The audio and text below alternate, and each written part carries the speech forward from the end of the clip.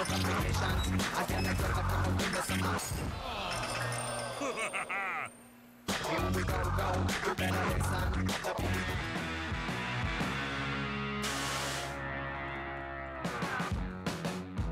back to Clash Royale League Asia. We're having the Korean regionals today. Match number 1, of course, a win. Of course, KingZone DragonX, who is actually playing back-to-back match against OGN ENTUS in match number 2. Restarting. Music once again super loud. I know, I can't hear anything again. But KingZone DragonX coming back off that win into another match. I mean, they've got to be feeling great at this point, right? Yeah, they got to be. It was going to be one of their tougher matchups, and they won against the winning team from last weekend. So they're off to a pretty good start with 2 wins. One more would actually guarantee themselves tied up with the first place with Brand Esports from SCA. Yeah, 3-0 at this point is going to catapult them more into the future. Like the next few weeks where they're playing other regions, you look at the teams with 3-0 and you're like, wow, these guys must be strong. And sometimes that can seep into your mentality when you're preparing these decks and you're preparing to play against them. You're like, okay, everyone on this team is really, really good. We have to play out of our skins to survive. And lots of players who are actually saying KingZone Dragon, one of the weaker teams in the Korean region, but surprisingly coming very on top. And I believe we're also ready to jump into that team intro VCR soon. But just few seconds right before OGN ENTUS, they have been watching, as you mentioned before, they have been watching all the match, all the decks, 1v1, 2v2. Of course, they did not get to play the ace match, so not as much information revealed, but still they have been watching the entire thing in their waiting room, so they should be ready for the decks that they already played in this match 1. Yeah, they've seen 6 games so far today from KingZone DragonX. Let's look at the CR of the team.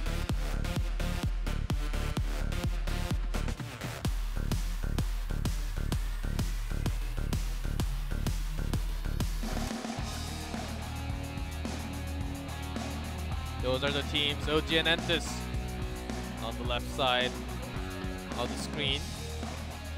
KingZone DragonX will be staying on their right side. Yeah, as we were saying, like OGN ENTUS have seen 6 games today so far from KingZone DragonX. That might have changed some of their bans that they were going to do. This is their only game today, as they already played 2 matches with recording a record with 1 win, 1 loss match score. Yeah, they beat Sandbox and they lost to op.ggskeleton, right? Yes. Nothing wrong with losing to op.ggskeleton. They are a really, really good team. But we were expecting Sandbox to be one of the stronger teams in this region when the teams were announced. Yeah, they do have some great names, the very popular names to be fact, but in terms of their 2v2, and maybe they're just not ready. Maybe they will show up in match 3. They're super ready for their matches, but already dropping 2 does not feel good. But OGN ENTUS with 1-1, they want to finish strong, actually finishing 2. Well, we do see some nerves. I can tell from the player just by sitting in their seats. You're getting kind of nervous below that spotlight. I don't think it was nerves. I think they're just getting into the zone. And here we have KingZone DragonX. What a cool name. It is a really cool name, isn't it? But so it's pretty long too. But DragonX, what would you rather call them? KingZone or just DragonX? That's a... Well, my joke from last weekend was XX Dragon XX. Oh no, it's an Xbox gamer tag. Oh my goodness. Alright, so here we can see the players. We have Ho, July, Expo Master, and Big Daddy. As you mentioned, a lot of people saw KingZone DragonX being one of the weaker teams in this region, but they're not showing it at all. They are competent. They're doing really, really well. And still, July has not played a single game in the tournament. Maybe they want to hide July until they go against the other regions, as they want to hide some of their info. Lots of teams actually not been using, but after yesterday, they have been using their hidden player for their 1v1 match, even in 2v2 somewhat. Maybe we'll get to see July coming in action for the first time today, as he has been just sitting on the bench so far. I think there's a very good chance we'll see him today. But for now, and 1v1 player is teleported to their podium. This is Howl. Yep. Didn't play 1v1 last week, but every other member of OGN Entus played at least 1v1 games. So they're changing it up. They don't seem to have one solid 1v1 player. They just like to try everyone out, let everyone have a go at 1v1. Using lots of the zap. And he's also the playing coach of the team, as well as a player. And that's why they were only having 4. No coach right next to them. Having a playing coach could be somewhat successful. Look at that trophy, though. 6.4. Pretty high compared to all the other Korean players, I would say, in this region. Yeah, Korea has a very middle ground kind of trophy count. It's usually around the 5,000 mark, except for Kingzone DragonX, who have people from all over in their trophy. Even counts. lower 4,000s too. Here's Ho, Kingzone DragonX. Still yet to see July. Wait, is that the same Ho from last week? He's had a haircut,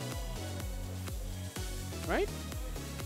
Yes, he has to. He looks completely different today. Like He just looks noticed. like He was also playing 2v2. he looks like a new man. What can I say? Like I was just like, I don't remember him being on the team last week, but he's looking really good. He looks the same. No, Does he he have a looks different hairstyle? Maybe we're guys, we can't really notice what the changes are. Anyway, ban cards come out. Expo banned from Howl and Tornado banned from Ho. Don't usually see much of a Tornado ban in 1v1. It was the case sometimes. Tornado's still very powerful.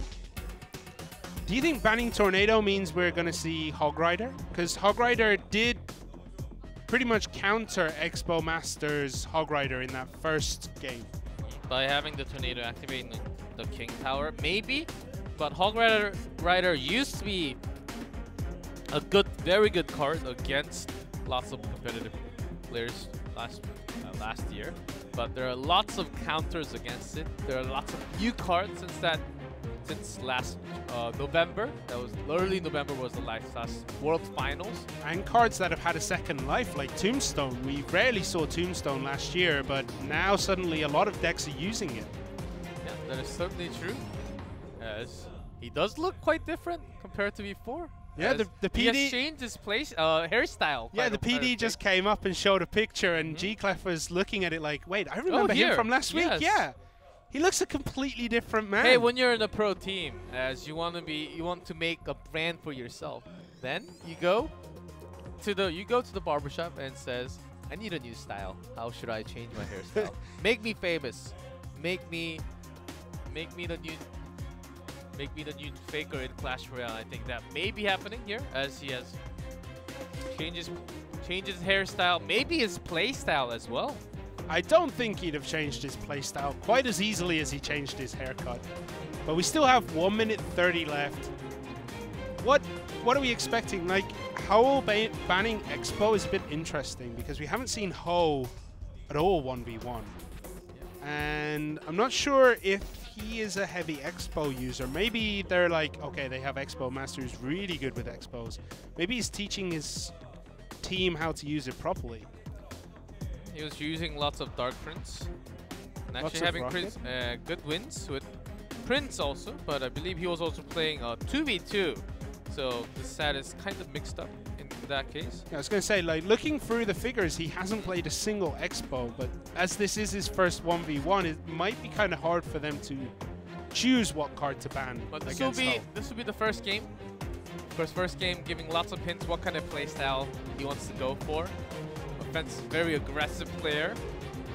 We know from 2v2, but may not be the same for 1v1, as he may just have a complete different playstyle. As 2v2, you just kind of have to have the chemistry to go offensive in 2v2. But it can be a different tool. Lots of times from Korea, we saw chip damages, minor, Expo, doing some chip damage as well. Lots of of poison, yes.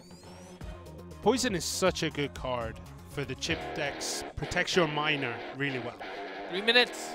It's up to build their decks, to get ready to go into game number 1. Then Hal from OGN Entus, Ho from Kingzone DragonX. Let's get into game 1.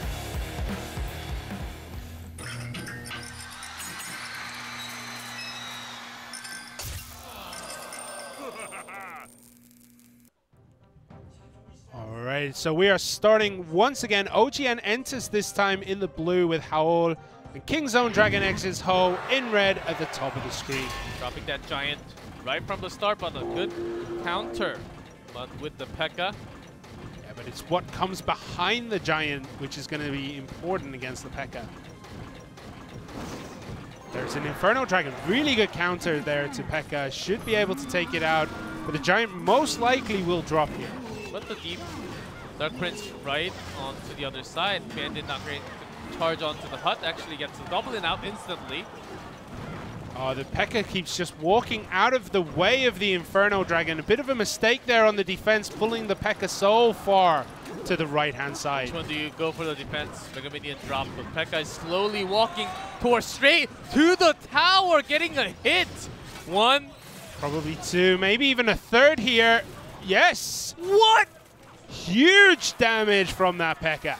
Ho takes down to 450. P.E.K.K.A. is so strong if you just let that giant figure go towards your tower. 3 shots?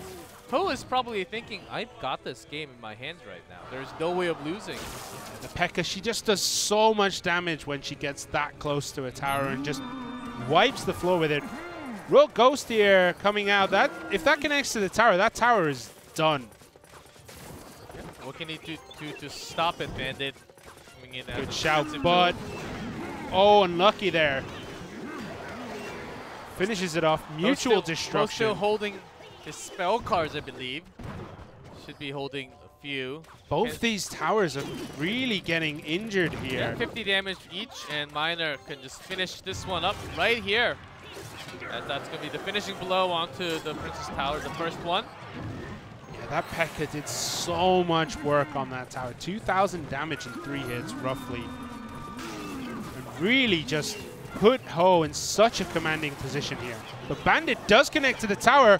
All these units are connecting here. Mega Minion, Bandit. That tower is now super low. 28 HP left. Mega Minion just manages to tick it down. There is a zap. Finishing it off.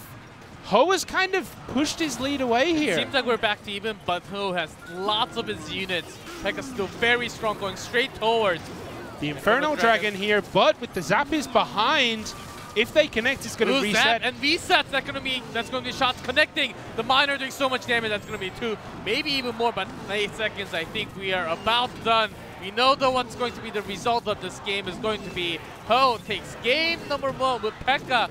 landing hits after hits onto those Princess Towers. Yeah, P.E.K.K.A. there did so much work for Ho. 3 hits on both towers is nearly 2,000 damage, maybe just a little bit over. And my goodness, does it make quick work of anything that stands in front of it. That's why it costs 7 elixir. Compared to the giant who is pushing slowly but goes straight to the structure, P.E.K.K.A. will do so much more damage instead. And that was quite impressive because it actually got dragged from the Bandit and went towards the other tower. It wasn't intended by Ho to actually go to towards that other lane, but because of all the attention that he was getting from the Bandit charging into the Goblin Hut, which was quite interesting actually.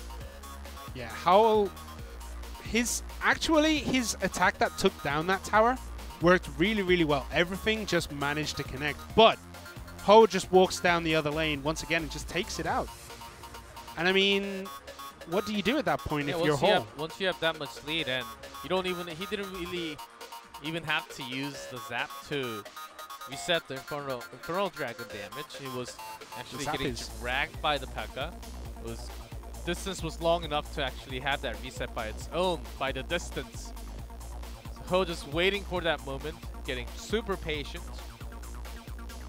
Even if he had the lead, of course, he ended up costing his own tower, but he knew the push onto the other side would be gigantic enough to take another one down. Great trade, having a mindset of how much elixir lead that you have into the game.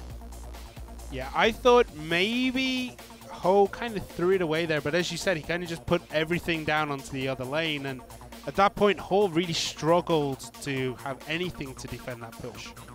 I do believe we had more than enough time for them to revise the deck. Game 2 is ready for you guys. Let's see if any let's see if any of these members actually change their deck, or are we going to have the same deck going into game 2? Let's get into the arena.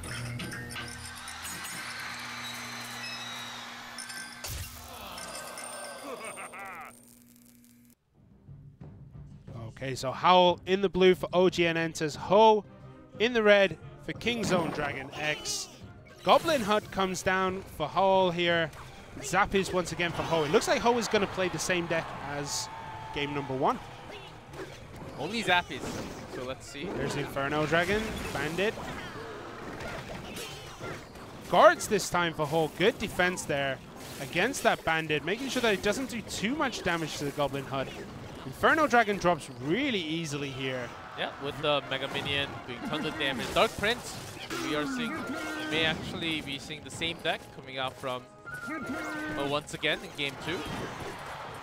Musketeer there. Dark Prince doesn't quite manage to knock down that Goblin Tower. He does get one more spawn off before exploding into splinters of wood and a graveyard. Zappies come out on the defense for Ho, but they're, I don't know if they're enough. So much damage being done there by both Poison and the Graveyard. Down to 1,380 on that top right tower. Takes some time. It took some time and lots of elixir costs actually spent, but good of a trade, and you did a lot more damage. Oh, not really having too much other than Zappies to counter that Graveyard. So you gotta be, do you really hold that Zappy to counter the attack from the other side, or do you go in for your own attack as you have the Infernal Dragon? And likely the case, you want to connect your Infernal Dragon to the tower. Battering Ram this time, not the P.E.K.K.A. that we've seen. So Battering Ram connects on that Goblin Hut. That's rather unfortunate here for Ho. Still hasn't damaged any tower. Because he can't really have anything else. The Bandit, the D-Prince oftentimes used as a defensive tool also. Oh, the Bandit, instead of going after that Musketeer, went for the Graveyard, went for the Skeletons, and that just allowed that Musketeer to do 3-4 free hits here on that tower. That's like the 7th charge from the Bandit, actually going straight in to the Goblin Hut now. Musketeer doing tons of damage will be enough to clear that one out. Once again, Ho's attack just hasn't connected this time. Yeah, this is very hard counter by Ho. And because he has lots of units, they can actually cancel the charge, will take damage, but he has lots of the other ones to take Barbarians from that Battering Ram dealing so much damage onto that tower. Now the Zappies are connecting, and they are dealing so much damage. Down to 400, 333. He does have the poison to finish off the game. Howl is, I believe, he had the spell ready to go. There's a charge again. Will this charge connect? No, it's not. It's going to go for the Goblin Hut. That will finish the game. Howl pulling it back here. Game number 2 going his way. Little bit of a change from Ho. No P.E.K.K.A. this time, as he had all in charge with the Battle Ram instead. It was a different deck.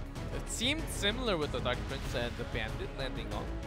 Yeah, it was a very similar deck up until probably the last 2 cards, which were Battering Ram, and I missed the other card that he was holding. But different deck, didn't perform as well as Ho would have hoped.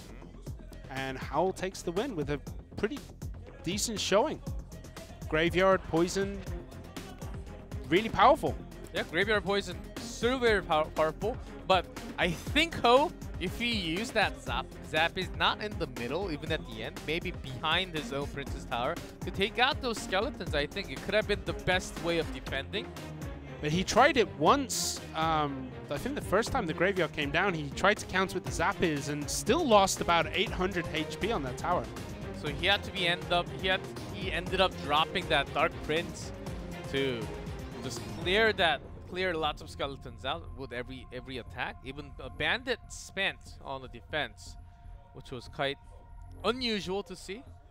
That just means that he was lacking all the units. He did not have guards himself. He did not have anything like an archer to actually counter that Graveyard, as we saw from Expo Master, to counter it very well with just single archer against that 5 elixir Graveyard was a great tool to counter it. Gives you such an advantage as well. Just you have, like, once Graveyard is finished and those skeletons are dead, that's 4 elixir just disappeared. But if you defend it without taking any damage, you suddenly have that 4 to go push onto the attack. That's right, and Ho was actually using that pretty well. The battle ram off to the other lane, trying to do some damage, at least spread that out in between. I believe we are on screen because it is not because we look so good. It is because we're having some delay from a player, and maybe we're having the technical esports term, which is toilet issue. Oh, really? It's one of those kind of issues? Yes. Well, that doesn't surprise me. Like, it's very technical, advanced technology. In 2018, still having toilet issues. Of course, everyone's got. We're all human. Yeah, we're all human. We make mistakes, and I don't think it's a mistake to need to go to the bathroom, though. Like, well, not just I'm not talking about going to the bathroom, but we all make mistakes, and things happen, and we can't predict what's going to happen in the future. You never know if you're up against a Sparky next time or Elite Barbarians next time. Don't talk about Elite Barbarians.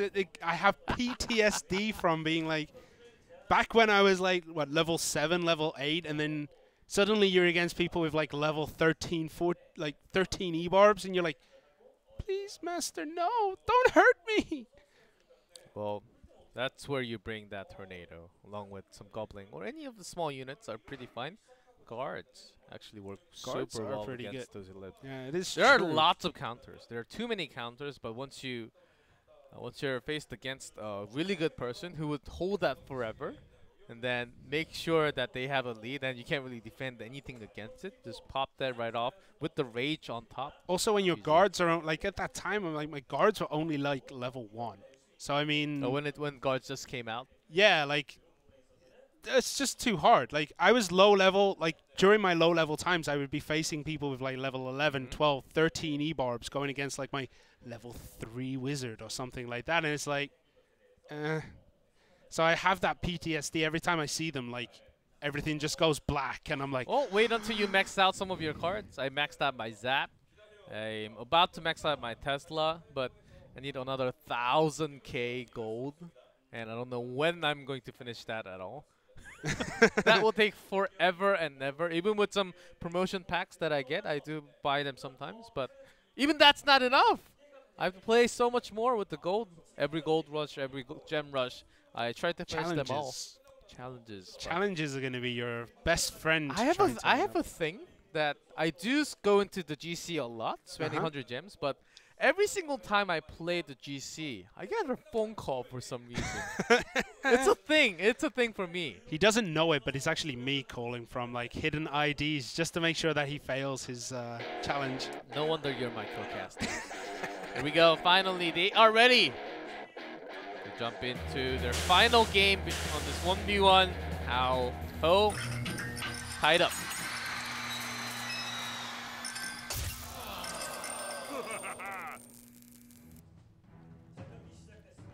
Okay, Howl in blue at the bottom of the screen, Howl in red at the top, and Howl drops down that Goblin Hut straight away. Maybe it's the same one from game 1. Could very well be. The Musketeer here, oh, Minion Horde this time. We didn't see those in the first game, I believe. A Miner, so he's going for this kind of chip style once again with the Miners. Probably we're going to see a Poison here just to, you know, slowly chip away at the tower. Guards. Ice Golem only a few units from Howl. One hit there. Yeah, well defended. Yeah, nothing too severe. One hit from Elite Guards. Not too bad. Elite Guards. It's guards. Elite Guards? Is that a new card? Spoiler, people! Hey, Simon, teach me all about it. I'll be ready. I can't even imagine. Dart Prince here is just charging down the lane. Gonna take out one Goblin. I think there's the chip from the Poison, but Dart Prince drops a bit too easily. Doesn't even look at the tower. And after looking at those chip damages, I think we're about to see that Graveyard. Yes, I was expecting that, but a lot more of the small units. There's a Poison. Here, Spear Goblins as well, but the Spear Goblins got poisoned down, not able to defend. Still very, very even here. So we have Ho playing Goblins with a Miner. pretty strong deck. And Ho is, they're all his favorite cards Ho as is well. having his miner right now, waiting for his opportunity. He was using a lot of his Goblin Gang, also Spear Goblin to defend, bringing down the hut to have your maximum push, but off focusing onto different lanes. Let's see how they want to focus on this one. Doing 50 damage each. There's a miner now. When we see, oh, the Ice Golem unfortunately was not in the right place to take the attention of the miner. But Ho actually says that goblins are some of his favorite decks. Both poisons come down onto that tower, making sure that the skeletons are not going to deal too much damage, but also the chip is going to keep coming from Howl. That was a big waste of poison from Howl, actually. So this push from Ho onto the left lane, great log to take care of the most goblins. They're still in there. Look at how many they have right after the log. It's not enough. Poison was just used. Great log bait there. But, again, not much hits the tower. That Ice Golem takes so much damage out of any kind of push here. Miner for Ho on that bottom left-hand tower, dealing a lot of damage, down to 900 HP. But over time, Howl's Goblin Hunt was actually doing the same amount of damage, 50 every time, even more with the Graveyard and the guards coming in now, doing some damage. Poison to counter the Graveyard, but landing few hits from the skeletons. Just a few though, not as many as would happen without that poison. And this tower is taking a lot of damage at this point. The Miner, once again, chipping away at that tower, 424 HP to 982 remaining. Yeah, down to very low as Dark Prince once again approaches, and the Graveyard has to be stopped with a poison. There we go from Ho. Counter it. Making sure nothing is getting through here. That Mega Minion, though, might get 1 or 2 hits. Gets distracted by the Dark Prince. It's going to walk off into the middle of the arena. Just making sure your tower has enough to actually survive for the rest of the game. It's the Miner again in 2. Almost 3 hits there. Not as much as before, but still, the poison damage is going to get it very, very low. And that is Howl's tick-out. What? Oh! Tower is down. Just the finishing blow there. As he had to just bring it down. It was very low on HP. Goes back to his seat immediately. Says, I won. I'm going back. No winner celebration this time. No tongues out. No taunting his opponent. He just straight away sits down. That's it. I'm out. Once you know that you have won, you have got that tower down, just press that home button and then you're off to go to the real world. My job here is done, boys. No more from me today. I got my trophy. And that's it. I have all 4 chests. I don't need to play anymore. But once you need more gold, you need to keep on playing. I remember back when we started playing. You started playing actually. You were like, I have 4 chests. Why do I have to keep playing? No, I was actually opening the chest with the gems, which was not the smartest move. And we have the highlights here for the first set. Yeah, Miner works really, really well for Ho. We really like to see this chip style come out from these guys. Kingzone, most of their 1v1s have been chip damage orientated. And that's the play style of lots of Korean players. And here we can see 28 HP remains on that tower, but with the P.E.K.K.A, with the flying machine, Miner here, Zappies, there was just too much there for Howl to defend, and it just drops instantly. He's just waiting for the move. Grins on his face with that zap. He knew that was coming. Chrono Dragon not really the biggest threat against my P.E.K.K.A. Had the zap to reset everything. It's game 2, where Howl had a major comeback with the Graveyard and the Poison spell. It's first time showing it in today's set, and Howl just kind of walked away with it in that one. But set 3, Ho just went to town on that tower all the time, chipping away. Finished it with a zap, I believe. There was the Miner. 1, 2, poison as well. Poison was bringing it down, and the zap was enough to finish tower down. That Graveyard was almost enough. It got it down to 1 HP before that last poison tick destroyed that Princess Tower. That was 1v1 going towards King's on DragonX, the winner from that first set. Now we're moving into the second set, 2v2. We have players from OGN Entus, QMills+, 5,824 trophies. And he actually played 1v1 last week. Played He's the winner. Tombstone, yeah. But Poison. their 2v2 looks very weak though compared to the other teams. He lost both of his 2v2. Was trying Few of the Tornado, I believe. They were the ones actually using Few of the Tornado, making a mistake using Tornado at the same time. Yes, and he's actually really good with P.E.K.K.A, which is pretty good in 2v2. But overall, OGN Entus' 2v2 has just not quite been there yet. There's Astro, also played in 1v1 last week. He played against op.ggskeleton. He ended up losing the set, but mainly played... His one win was with an Expo deck, and then he lost with the Expo deck as well. So I think there's a lot to see here. We're not going to see, I think, Expo in 2v2. Oh, it's... I'm pretty sure you're right. We don't really get to see any of the structures, maybe a few summons. Tesla is a defensive tool. But other than those, not really, because you want to make sure you guarantee your units to go connect the damage into the towers. Will be waiting for you right there. I wonder what the bans are going to be, but before that ban, we're going to take a look at the other team, Kings on DragonX. Once again, we will have Expo. Oh, and July for the first time actually here. Yeah, this is July's first game, and he's playing with Expo Master. Now, he has only played 1v1 so far. Poison, Log, Mega Minion. He's just really good with pretty much anything you allow him to have. Easy Expo Master. He is. Is he going to? No, For not 2v2. in 2v2, surely. That would be almost suicidal, I think, at this point. Like, that's like, as you said, you want to make sure those structures hit into the tower, and 2v2, there's just so many bodies you can throw in the way. You can throw skeletons, skeleton army. You can throw pretty much everything in the way, and that Expo will never even lock onto the tower. But here's July. Favorite cards: Lava Hound, Goblin Gang, Mega Minion. I can see Lava Hound being used here. Yeah. So we're looking at the ban cards. What are we going to see? Tornado and Poison.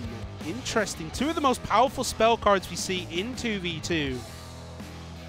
I'm loving it so much. The spell's gone, which I think we saw yesterday.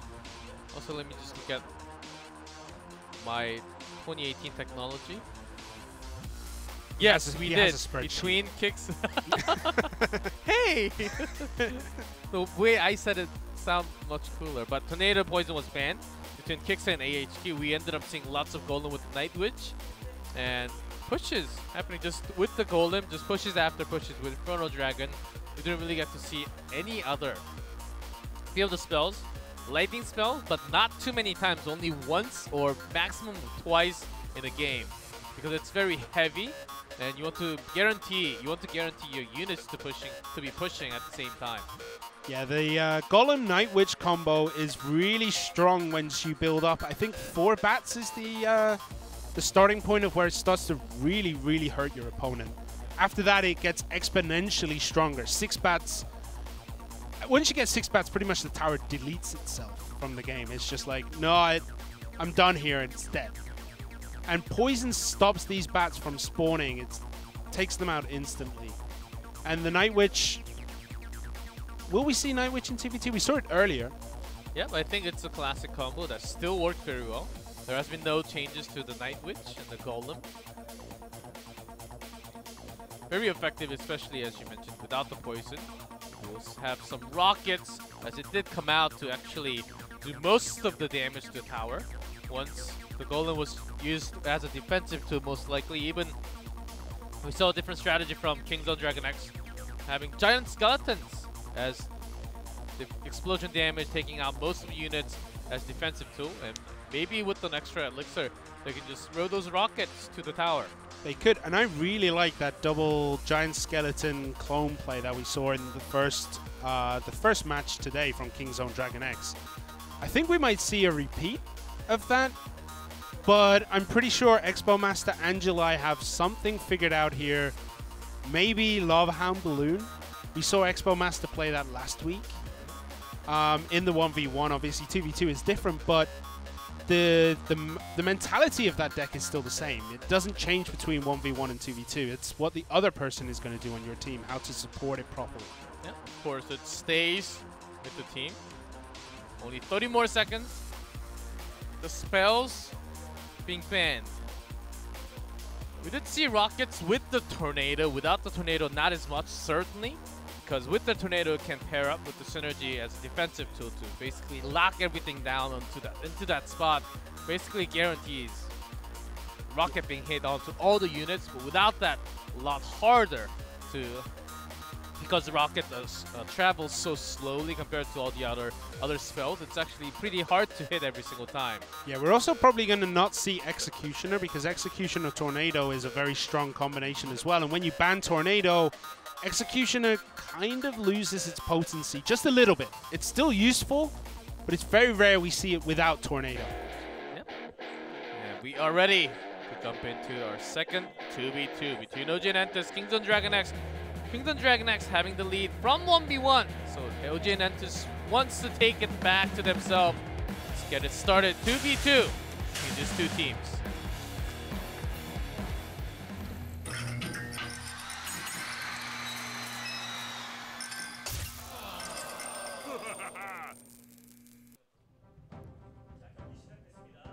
Just reminding you guys, bans we do see at the bottom of our screen. Tornado and Poison banned. Let's take a look at the cards. Night Witch, as predicted.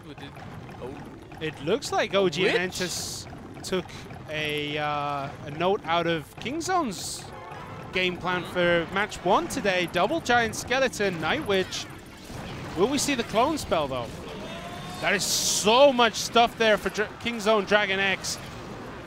Having the maximum value of clone, being... He's about to just summon it, trying to use it right now whenever the time comes. There's the miner being spawned, going straight into the tower, doing some damage now. Not the Night Witch, a Witch coming out from Kingdom DragonX, delaying with the skeletons. They do, however, both have Night Witches in their hands. So this Golem double Night Witch clone, I can't even imagine how they're going to figure out this push. But there is the Golem. Drop down at the back for Kingzone DragonX. Golem, Night Witch, and Witch with the clone. I have never even heard about this deck. It's going to be interesting to see if they can get it to work. We haven't seen it so far. They didn't put down the clone potion that quickly last time. Inferno Dragon locks on to the Giant Skeleton.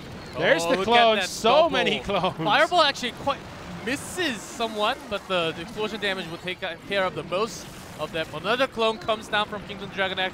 Golem actually securing a hit onto the tower once and getting that explosion damage on top. Looks like there is a couple of bats there too. The bats are going to do some work on these elite guards. On these guards, but not on the tower. But we're pretty even right now. It looks, however, that OGN ENTUS is going to have a little bit of an advantage after this push. So even though Kingdom DragonX, they were using lots and lots of clones with multiple units, tons of units to come down, they didn't really do too much damage, and instead OGN ENTUS is the one with the defending giant skeletons. The miners doing tons of damage to the tower, sneaking in. So we see the Night Witch, Golem, skeletons, bats from the spawns, skeleton barrel. This is so many units coming down, but the bombs from these giant skeletons are just going to wipe out so much. How many units are there in that small point? But golems are diving in. These are the real ones, not the clones. And the real ones barely even get to the tower to deal damage. Actually doesn't do any damage. Barely scratches onto it, but Miner doing tons more. The one behind the back of the bat is trying to do some damage, but going it down to 96. Gets the tower down. Will be a win secured by OGN. There was just so many units in the middle, and the double giant skeleton, like the bomb and the death bomb there, just wipes out all of the push from Kingzone DragonX there. And I think they got a connection onto one of the death damage, explosion damage. That's why the tower went down so quickly, just with the miner. And we're going to have a timeout called here. I'm going to assume it's from Kingzone DragonX at this point. Very likely, as they would love to have 2 wins from 2v2 and secure their win tonight. And that's basically their goal, the final matchup tonight. Maybe they're regretting doing the double giant skeleton clone push from earlier. Maybe it does seem that OGN looked at it and went, okay, we can do that. They can do the same, and they have been ready for that strategy. Golem, not as powerful. There was not too many of the infernal damage from OGN to defend against the Golem. It was mostly the damage coming out from the bomb, from the giant skeleton. Seems like that was more than enough with the clone. Double skeleton, double giant skeleton, double clone, so make that 4. Damage numbers. Lots of off the explosions. charts, yeah. And once at a point, we saw like 100 units being cloned at the same time from both teams. And then it's just... which was insane, and one fireball took out like 30 units. And then the death bombs took out the other 70. Like, so much damage. So this game was quite explosive, I would say. Oh. But we still have 43 seconds left of this timeout. What do you think they're talking about right now? Can you lip read Korean? Yes. G-Clef is a great guy. I know that's right. That's clearly not what they're saying. Clearly they were saying Simon is a great guy, not G-Clef. I could tell that from here. But OGN Entus, will they stick with the same deck, do you think, at this point? We haven't seen a good counter to that double giant skeleton clone bomb bonanza deck, or whatever we want to call it. Also, the charge deck actually came out to counter that strategy because it takes a lot of time to actually get them blown up, especially the explosion damage.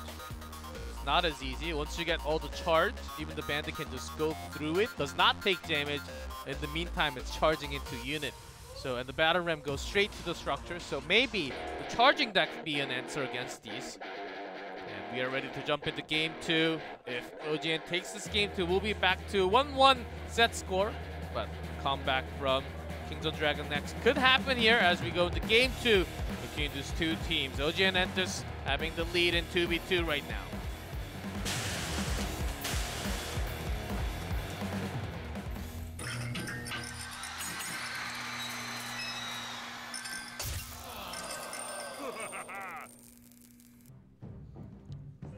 OGN Entus at the bottom in the blue, King's Own DragonX in red at the top of the screen. Very similar cards from both sides. I don't think they changed too much. I don't really see big of a change. It doesn't look like there have been any changes. They are running the double clone spell, King's Own DragonX. There's a Night Witch. Unfortunately, she's getting a bit lost walking around that tower. There's a fireball to clean that up. Night Witch does have a little bit left, but not enough really to do too much. Great damage to start off, down to 1922, below 2k, with the miner and the fireball just enough to get about 500 damage done there. The giant skeleton with the Night Witch behind. Interesting choice here, but the Golem is just going to walk through, I guess, because the Night Witch, there's the clone. The Witch isn't dealing much damage. There's another clone. It's hard to tell what's going on. So many bombs exploding. The Golem actually splits before even reaching the bridge. Because all the skeletons, even with those two, even with the double clone, was going towards that tower closely. Even one damage explosion, if that catches onto the tower, was going to be massive damage connecting. So Kings of DragonX had to make the decision to use their own clone the same way. That's what it's looking like here. Miner again doing some chip. The only card for King's Own at this point is that Golem. So it is going to deal decent damage. The Baby Dragon does connect as well. Incoming Fireball to take out the Flying Machine, and there is still nothing here for King's Own DragonX. Ooh, Baby Dragon actually does a ton of damage, down to 3 digits. They have the counter. Are they ready for the counter? Skeleton Barrel diving in straight. The bomb damage about to explode. 1, 2... The Golem once again split very early here. Ooh, ready with the zap. Does not really get too much damage done, but now to 1500. Great job done by Kings of Dragon, actually landing some of their damage finally to that Princess Tower. it is so hard to follow. Once the clones start coming in, it's really hard to follow what is actually dying and what is not, because there's just so many bodies in the way. Some damage connecting into the tower, but very little, small amounts. Golem actually placed on the opposite side here. Counter push time. Giant Skeleton, it's getting very, very close to that tower. There needs to be something there to keep it away. Damage will connect to the tower. That's going to take it out. But at the same time, Kingzone DragonX are dealing a lot of damage down onto that tower. Massive push. Look at the number going down to 264. That is not enough, though. 63. They need one more. Zap. There it goes. We are going into overtime here. What a push. And suddenly Kingzone DragonX are in a brilliant position here. Throwing down everything from OGN Entus there. Bringing down with the Prince connecting to the tower. That will be it. They will finally have a win onto their 2v2. Great strategy, just pushing up with the speed of the momentum, just pushing in everything, placing the Prince as close to the tower, just so they can have a counterattack right after. Great job by OGN Entus. Kingzone DragonX there, they did everything right on that last attack. They took it down. The opposite tower, the other side tower only had, what, 700 HP? If they could have defended, that would have been it, but all their elixir had been spent. So, Kingzone DragonX end up losing the 2v2. Yeah, they spent way too many spells to bring down that tower alone. They had to use 2 zaps, a fireball, and what else? They were using 2 zaps and a fireball with the spells they used to take down that tower. The golem was the rest of the damage.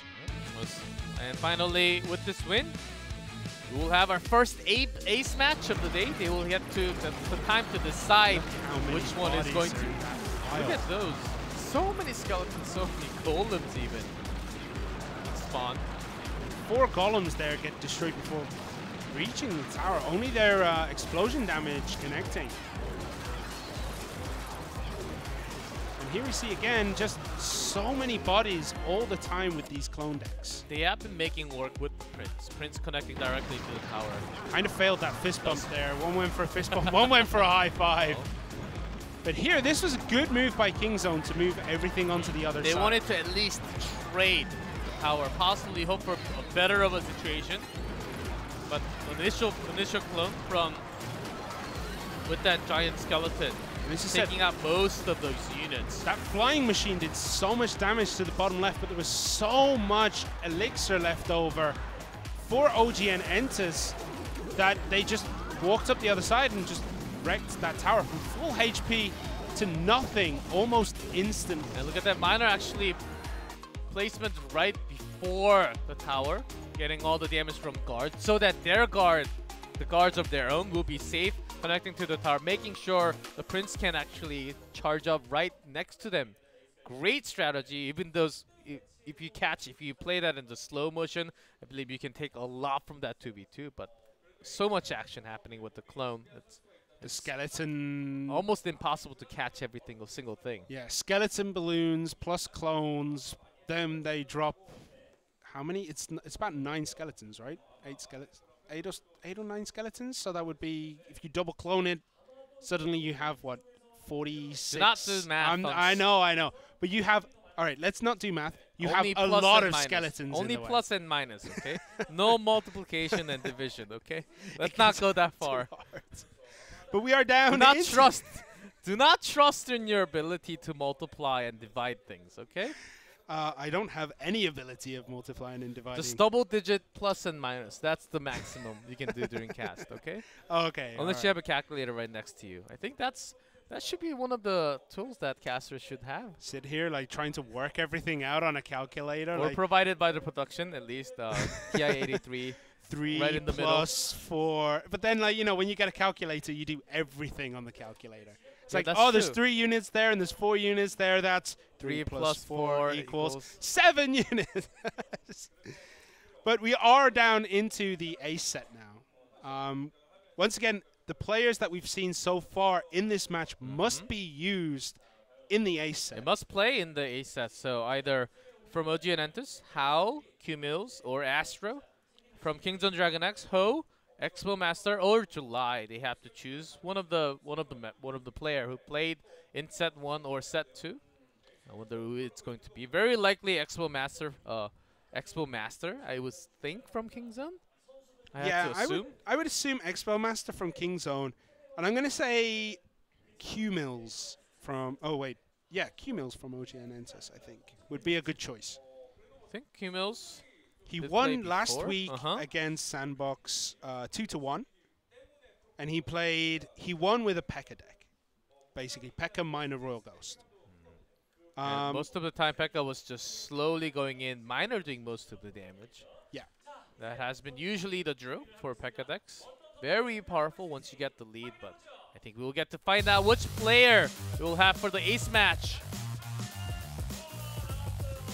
It is Expo Master for King Zone DragonX, and it is QMills? QMills, called it. QMills here for OGN ENTUS. His 1v1 is 1 win, and his 2v2 is 1 win and 2 losses. So, what do you think we're going to see? Do you think we're going to see that Royal Ghost, P.E.K.K.A minor deck, that kind of mixed bag here? I mean, one of the big questions is, will Expo Master get his Expo? That's the thing. I think we can tell a lot more about what they're going to do after looking at the ban cards. Still not in effect. But Expo keeping his chill after dropping his very first game. He was able to come back after against Jin TV for op.ggskeleton, the very first 1v1 of today. Yeah, that's his first loss so far in this tournament. 2 wins in 1v1. Loss. Yeah, set loss. It's his first set loss. Oh, set loss from 2v2, yes. Yeah. But he has been mostly for a 1v1 player. I believe that we're going to see a lot more of Expo Master in 1v1. That's why he's out for the ace match as well. Let's take a look at the ban card. Expo Master. Banning Collector again. That's 3rd time in a row. He did this a lot during the CCGS career as well. QMills banning the Expo. I'm not sure if that's a necessary pick. It's a safe one. It's a safe ban, as it's always not a bad choice against Expo Master. You don't want to compete against the Master. It's pretty tough. So we have 3 minutes now as they change their decks. We saw this in the CCGS career where people were banning, at the very beginning, people were banning Expo Master against Expo because he was an unknown player. No one had seen him play before. So they banned it in the first few weeks. He ended up losing, I think, 1 or 2 games in his first show. The next week, the next week, they're like, okay, let's not ban Expo against him because we should ban maybe the Giant instead. Maybe he's only Expo one-trick pony, but we soon found out that he was not actually became one of the best players from Korea, from region Korea, and he was the champion actually. With or without the Expo. That was the greatest thing. With or without the Expo, he still beat everybody. More times without the Expo because it was banned so many times. But even when it wasn't banned, he still didn't use it in quite a few matches that he was playing during that time. He just, it's that thought that maybe he has the Expo. This is the Master. Maybe he's using it again. Maybe he's using it in this deck. Maybe that last card is an Expo. And maybe it's a bit of mind games, but he plays well regardless of what he has. And he always bans the Elixir Collector. It's always good. And maybe if you're thinking about competitive Clash Royale, maybe naming yourself after a card. Bomb Tower Master. I don't know if you can master Bomb Tower. I'm not gonna lie, I played a game this week. My opponent used Bomb Tower. Yep, I had and I lost. I had that too, and I had a lot in 2v2 because I practice a lot of 2v2s right nowadays. I used to just like playing it for fun, but now I get super competitive with my clanmates most of the time. Do you talk to each other at the same time? No, we don't use voice. Of course, we don't use voice chats, but some feedbacks with the clan chat right after. It's been quite fun having that 2v2 quite competitively. Of course, winning always feels good. It does, regardless of what you win at. Even if you're beating a 2-year-old at chess, it still feels good to beat them, you know? So maybe my next idea will be something like Expo Master. Bandit Master is what I would do. It doesn't quite have the same ring to it as Expo Master, I feel. I feel like... Expo does sound cooler. Yeah, it does. Like, everything with an X Does sound cooler for some reason. Someone. What is another card? You're showing your age Read on here. X. Everything with an X is cooler. That shows that you're like a 90s kid, my friend. Everything had an X in the 90s. Hey, thanks. You are a 90s kid. I was born in '89. Yeah, so you grew up in the 90s. Yes, exactly. All right, so time is just running out. We are getting ready to jump into this set. The final match, final set between OGN and Entus. Basically, they're tied up right now. Kingzone DragonX took 1v1 match with a 2-1. OGN Entus taking 2v2 with solid 2-0. Comes down to the ace match. The final set between these two teams to decide the winner of the match. Expo Master from Kingzone Dragon, QMills from OGN Entus. Let's go to game one and find out how they're going to lead.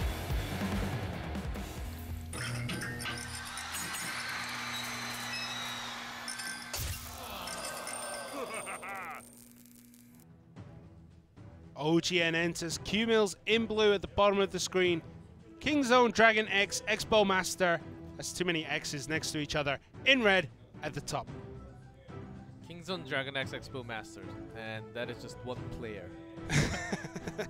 Seems like we're calling on to at least 3 players. Kingzone, DragonX, Expo Master. Or there has been lots of masters. Like there was a music master from NA, who was very talented, skilled. Finalist in the CCGS World Finals. Ended up narrowly losing to Sergio Ramos in the very last Very game. young in his age, also, I would say. I think he was just on the cusp because there was a 18-year-old limit, right? If I remember correctly in CCGS. It was around that age. Just about managed to beat it. But both players now waiting for this double elixir mark by the look of it. Yep. Potentially also because it's... because Elixir Collector has been banned. And that's what we see oftentimes from Expo Master. Maybe he's just going to stay with that ban for a long time. As he feels pretty confident unless that happens. Unless that card is in play, he is very likely going to win. That's how he feels. That's how you should feel after having the ban. Yeah, QMills has never played Expo and never played Elixir Collector in his 3 matches, in his 3 sets so far. There comes down the Ice Golem. Mega Minion in return. Pretty standard. Tombstone. What are we going to see here from these players? There's a good poison from Expo Master. Poison landing on a lot, but there's a graveyard right after the poison. Archer's coming down. Yeah, the perfect Log as well. But there's a poison from QMills. Taking down those archers very, very early on. That tower does take quite a bit of damage here. Down to 1983. Before I was born.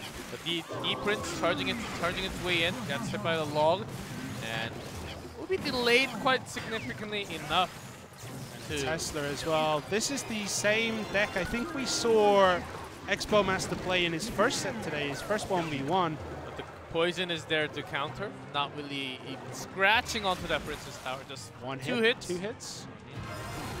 In total. But Tesla has been a card that Expo Master really likes to use as a defensive tool. Probably from when he does actually get to play the Expo. Like, Expo Tesla is a really good combination. And maybe he realized, like, Tesla is actually super strong in defense. It's so good. And there is Expo Master's graveyard in the poison again. 1 hit, 2 hits, 3 hits, 4. Quite a few hits here from that graveyard. And Expo Master does not really use the poison Archer to enough to defend against that graveyard. Once again, a great tool. He has everything in plan. I believe QMills is looking to bait some spells to change the cycle a little bit here. Both graveyards coming out for no both Archer players. this time. Lands on just in time, but actually getting some damage onto it. The tower at the bottom left. Expo Master takes the game. Out of nowhere, everything just seemed to magically appear at that bottom left-hand tower. Not really dealt with any spells. Really tough. I think he was focusing onto the right attack a little bit more. Just didn't realize that so much was hitting, connecting with his tower. And QMills loses the first game. Expo Master also using the Tesla, knowing that most of the damage will just come in from the graveyard. If he just blocks everything that goes through the bridge, just making sure you have that you have that Princess Tower secured for your defense instead. Having that Tesla dropped before was actually a very good use of how he can also cycle his deck, not just holding on to a card forever that was not going to be used. Yeah, Tesla is a very, very good defensive tool, purely because it one-shots minions, one-shots goblins, pretty much. We were playing earlier, and our Teslas were taking out each other's Xbows. Tesla does a lot of damage to Xbows, actually, surprisingly. And all around, like, the Tesla Tower is such a good defensive tool.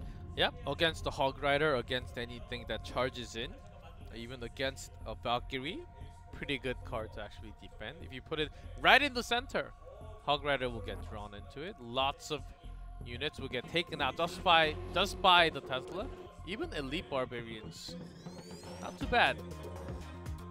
So all around, are we advocating for more people to use Tesla Towers here, or do we want to try and keep this a secret between us? And let's make it a secret, because I'm about to level up my Tesla to 13, and I want to use it as long as possible before it gets nerfed. So, by the way, we never said Tesla is a very strong card. It's a very good card, very balanced. protecting your own interests here, G-Clef. Don't want to, you know, ruin your strategy that you've been running pretty much since last year. Of course, just to entertain you guys. Want to be fair to all all the players from all around the region. As Expo Master is basically the only Korean player using the Tesla, with others not really preferring. I think it really comes down to because he used a lot with the combination with Expo. I think he really knows the value of the Tesla, where and when to place that structure right in the middle, doing some damage. At the front, protecting something that's going to push through that might not be able to attack air against minions. Yeah, against air, sometimes pretty tough when you place it right next to the river, because it comes directly at the Tesla Tower and gets destroyed pretty easily. But once you know there's no air and all the ground units has to come around the bridge, it takes some time. I think he knew that the moment the Greybird was dropped down. And there are a lot of other tools. There's Balloon that has been not seen at all because of the bans also. But we did see a few balloons last weekend, but not as much here. I believe we are ready. Might be the final one to match to if Expo Master is able to get a grab onto this game number 2. Maybe QMills coming back strong after the time to revise their deck. Game 2, here we go.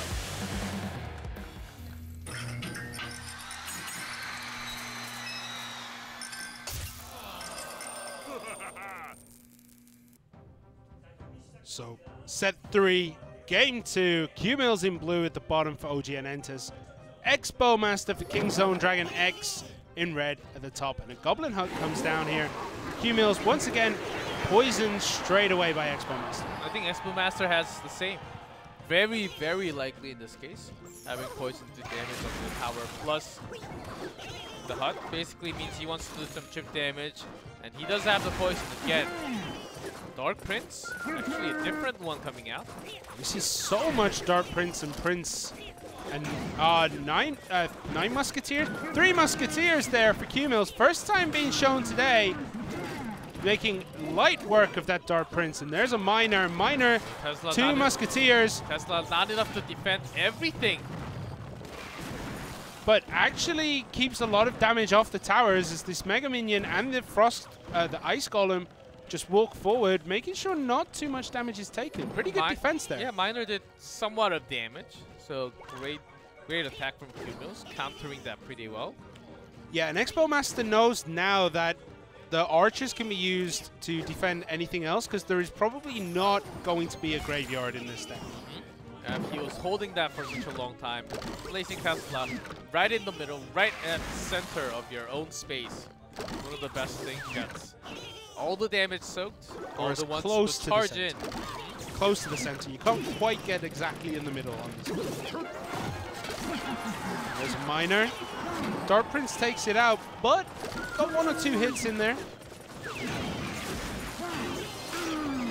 There's a graveyard from Expo Master. Is there anything here to defend for QMills? Same one for QMills. He even has Musketeer and the 3 Musketeers together. He really wants to pressure in and make sure he has some range damage. Zap to stop the charge. It almost landed a hit onto that tower. Yeah, the graveyard though did a lot of work onto that Goblin tower, bringing it down just for one more spawn after that push. Dark Prince easily takes out the miner. Gonna charge in, it's gonna hit. Probably gonna go for that Goblin hut, but the graveyard comes down. 3 Musketeers. Is it good enough? Is it gonna be too much damage here? Delayed poison, super effective against, basically takes out 9 value of elixir along with that hut. Yeah, that was pretty maximum value right there. That gave Expo Master a good solid 3 or 4 elixir lead from that just one poison spell. Get the graveyard off, so he will be off to another graveyard. Even the miner has a defensive tool. Poison right on top of it. Expo Master looks like he knows he's won this, but he hasn't finished it yet. There's still time for QMills to turn this all around. Incoming log deals some damage. Archer's taking out the miner. Dark Prince taking out the last 2 remaining Musketeers. Or not quite.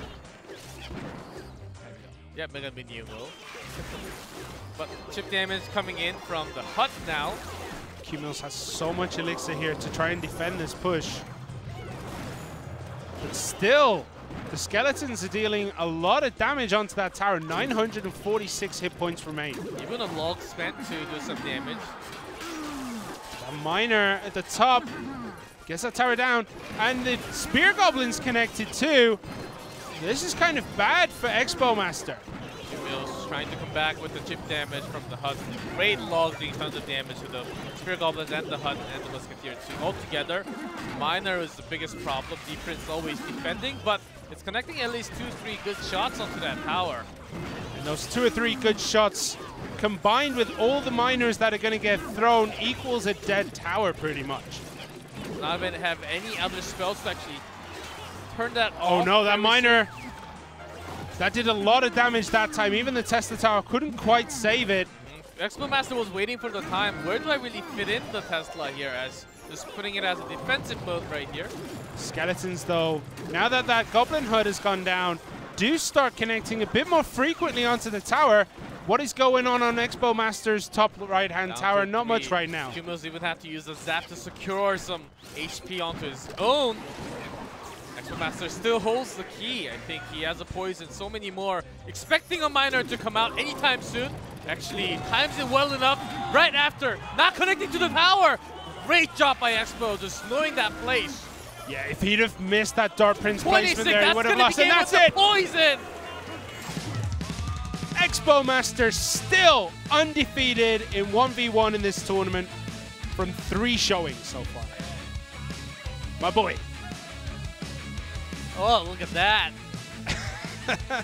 That was a pretty close game, as close as it gets. A few more hits from Miner would have just ended the game, and QMills could have won that game, but he was waiting for that moment, predicting, because he had the archers split up to the both sides, and then Dark Prince waiting behind. So he had every unit around the tower at the moment. Miner could not really go straight to the... Oh, man.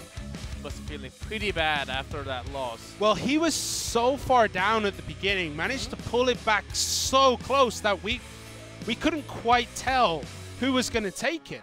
Yeah, it was all about the mind games. If he actually placed the miner before the Princess Tower, early on, not behind or off to the side, in the front, I think he could have gotten the hit, 2 hits, but it was very close. Potent Spell was about to come into the cycle soon.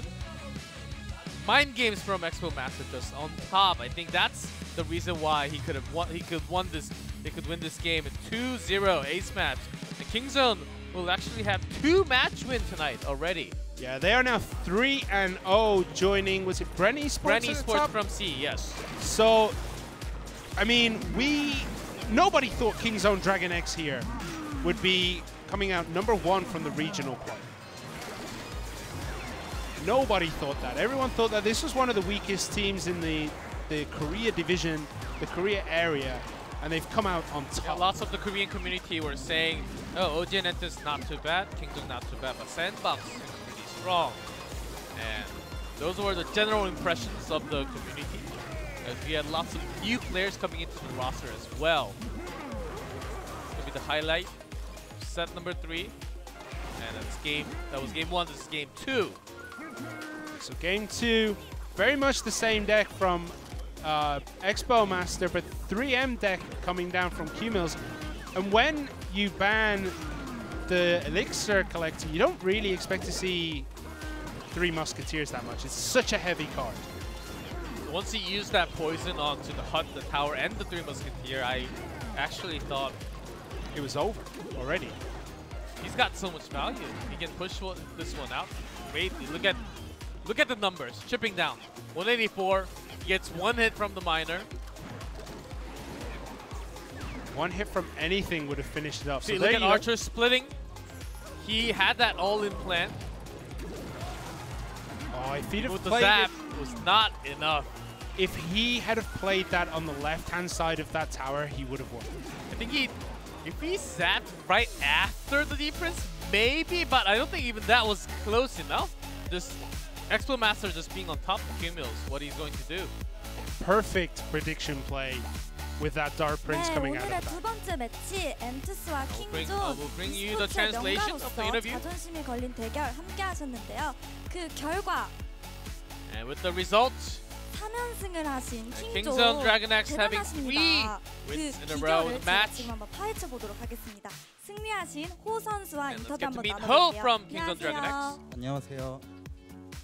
네, 오늘 두 매치를 모두 출전하셨어요. 힘들진 You were in 않으셨나요? both of the matches. 예, 연습하는 게 Was it a tough 너무 time for you 재밌고, today? 네, 그렇습니다. It was pretty hard to actually have practice. 엔트리 선발 All the practice time, but the games were good. 100%라고 들었어요. 감독님이 많이 신임을 하시나 봐요. And 예, heard that you're having 저는 100% win 저희 팀이 rate so 강한 far. 이유가 감독님 덕분이라 I 생각을 think all the 하고 reason why we're strong today, 잘 and 따르고 배우고 previously 있습니다. also it's because our 그럼 coach 감독님께 has been working 한마디 so 해주세요. well. We'd have shout outs to your coach. Being a little 감독님 열심히 하겠습니다. work very hard, coach. 그러면 이제 한국 팀과의 경기는 모두 끝났잖아요. And that was 다음 the 주 last one 일본의 경기에 against the 가신다고 Korean 하는데 견제되는 teams. 선수가 You're 혹시 going 있으신가요? against Japanese teams right after. Do you have any teams in mind? 딱히 없습니다. 오, I don't really have any teams. 되게 자신만만하신 My 태도이신 mind 것 against 같은데 Japan. 이길 가능성 있다고 보십니까? Against the Japanese 예. teams. 계속해서 승리하도록 I think it's 하겠습니다. possible. We will 그러면 try to win as 일본에서의 much as 경기 possible. 각오할 Keep on 말씀 going with the 부탁드립니다. winning streak. Let's hear what you have to say going against next weekend.